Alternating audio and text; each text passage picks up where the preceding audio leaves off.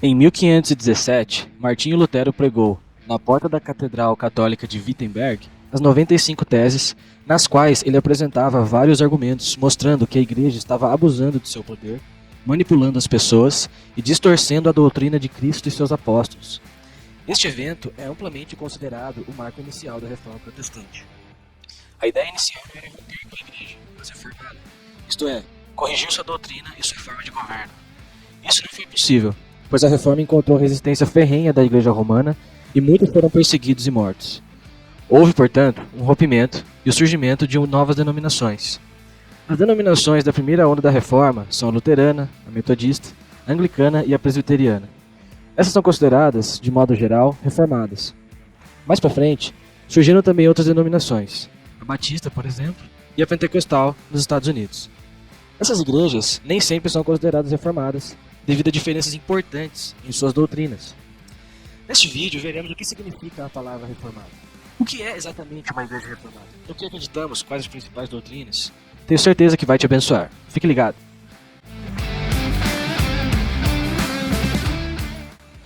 Bem-vindo a mais um vídeo da casa, pessoal. Se inscreva no canal, ative as notificações e bora pro vídeo. Bom, pessoal, o crescimento do interesse na fé reformada é evidente no mundo em todo, né? Cada vez mais nós registramos aumentos no número de alunos matriculados em seminários, pessoas que se dizem reformadas e assim por diante, né? Mas o que é exatamente um reformado? Bom, alguns pontos. Primeiro, o reformado, ele adere a uma das grandes confissões reformadas. Quais são as confissões reformadas? O Catecismo Maior e Menor de Westminster, né?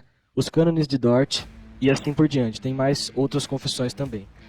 E o que acontece? Quando a Reforma Protestante aconteceu, esses documentos foram sendo produzidos. E esses documentos são como se fossem resumos dos principais pontos da Reforma e nas principais doutrinas que acreditamos. Então, um ponto muito importante para você identificar se uma igreja é reformada ou não é se ela se associa, se ela utiliza, se ela lança a mão deste importante recurso que são os símbolos de fé, né, que são as grandes confissões reformadas. Dentre elas, né, uma das principais e mais conhecidas é a Confissão de Fé de Westminster e os dois catecismos, maior e menor. Certo? Outro ponto é que essa igreja adere e ela utiliza os 5 grandes slogans, por assim dizer, da Reforma Protestante, né? Que é o Sola Scriptura, o Sola Gratia, o Sola Fide, o Solus Christus e o Soli Deo Gloria. Né? Essas 5 solas são aí também principais argumentos contra a Igreja Romana, né? Há quem diga que a principal sola dentre essas 5 é a Sola Scriptura, porque todas as outras solas estão baseadas na Escritura, né? A Igreja Católica, a origem de tantas divergências, a origem de tantas doutrinas erradas que a Igreja Romana produz, é a fonte de autoridade. Para a Igreja Católica, o Papa e os magistrados e a Bíblia têm igual valor em termos de autoridade, ou seja, a palavra do Papa tem o mesmo poder, tem o mesmo peso do que o que está escrito na Bíblia. E na prática, irmãos, a gente percebe que, na verdade, é até mais poderosa. Muitas vezes o Papa vem com uma doutrina nova, que vai de encontro com a Bíblia, mas a palavra dele acaba prevalecendo. Por isso, o sola mais importante, muitos dizem, é o Sola Scriptura. Toda autoridade vem somente da palavra de Deus, dos ensinamentos de Cristo, seus apóstolos e os profetas do Antigo Testamento. Certo? Outro ponto muito importante que todos os reformados, se você quer ser considerado um reformado, então você deve concordar com isso, são os 5 pontos do calvinismo, que surgiram aí 150 anos depois, né? No famoso acrônimo TULIP, em inglês, que é uma sigla em inglês, né? Mas que em português significa depravação total, eleição incondicional, expiação limitada, graça irresistível e a perseverança dos santos, né? Esses 5 pontos, conforme você pode observar, tem mais a ver com a soteriologia, ou seja, a doutrina da salvação. Então, resumindo, pessoal, uma igreja reformada é uma igreja que se associa com o movimento começado por Lutero e aperfeiçoado por João Calvino, abraçam os 5 solas da Reforma, adotam uma dessas grandes confissões de fé, Catecismo Maior ou Menor, Confissão de Fé, Cânones de Dort, Confissão de Heidelberg e assim por diante, e, com relação à soteriologia, adota e segue a TULIP, que são os 5 pontos do calvinismo. Né?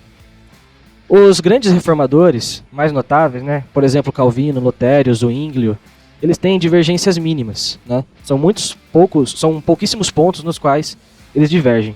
Porém, com o tempo, o nome reformado foi sendo mais associado ao calvinismo. Inclusive hoje, ele é amplamente usado como sinônimo de calvinista.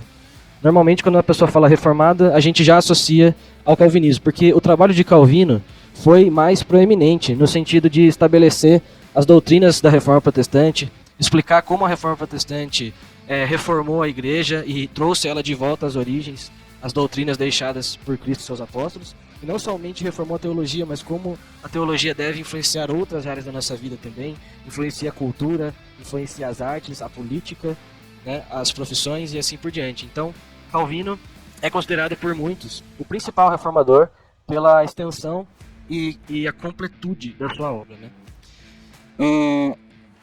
Um grande número de igrejas, infelizmente, se dizem reformadas, porém não são mais. Por exemplo, a Igreja Presbiteriana dos Estados Unidos, a PCUSA, né, aceitou o casamento homoafetivo. Então, assim, lamentavelmente, nós já não consideramos essas igrejas reformadas mais. Pelo contrário, elas precisam de uma nova reforma, porque elas já se distanciaram dos conceitos trazidos, né, resgatados pela Reforma Protestante, né. Alguns motores, né, do crescimento do interesse pela fé reformada hoje são aí os grandes ministérios pastorais que trouxeram muitos sermões e estudos importantes que têm captado a atenção e o interesse das pessoas, né. Você pode aí buscar pregações no YouTube, livros de pastores como Paul Washer, Tim Keller, John MacArthur, John Piper, R.C. Sproul. São nomes aí proeminentes no mundo reformado e têm levado a fé reformada para cada vez mais pessoas. E muitos irmãos das igrejas pentecostais e neopentecostais têm percebido que as igrejas reformadas em geral têm um estudo mais apurado das escrituras, né, e um culto mais centrado em Cristo e mais centrado na palavra, e têm muitas vezes até mesmo deixado suas igrejas e ido para igrejas reformadas, por exemplo, uma presbiteriana, né. Se você está se perguntando assim, poxa, estou procurando uma igreja, gostaria de ir para uma reformada, e como eu faço para identificar, né, de maneira mais fácil, quando eu vou a um culto, quais elementos eu posso ver, e ali, a partir desses elementos, concluir que ali é uma igreja reformada. Bom, alguns pontos aqui para te ajudar. Primeiro, a pregação é o elemento central no culto, e ela é uma pregação bíblica, e ela é uma pregação centrada em Cristo. Isso é um elemento fundamental. Muitas igrejas hoje, infelizmente, têm virado shows, né, têm virado lugares de entretenimento, têm sido muito similares a um clube onde você vai para socializar, para ter ali um momento de divertimento, e a pregação tem ficado como um elemento secundário, e os cultos têm tido muita ênfase na música, muita ênfase no emocional, e também muita ênfase na prosperidade, na teologia da prosperidade. Uma igreja reformada não deve seguir dessa forma. Outra coisa, a doutrina é baseada em uma das confissões, então nas escolas dominicais você vai encontrar ali bastante embasamento na Confissão de Fé de Westminster, no Catecismo Maior e Menor. Outra coisa é a ênfase nos 5 pontos do calvinismo, e o culto simples, sem show, centrado na pessoa de Cristo.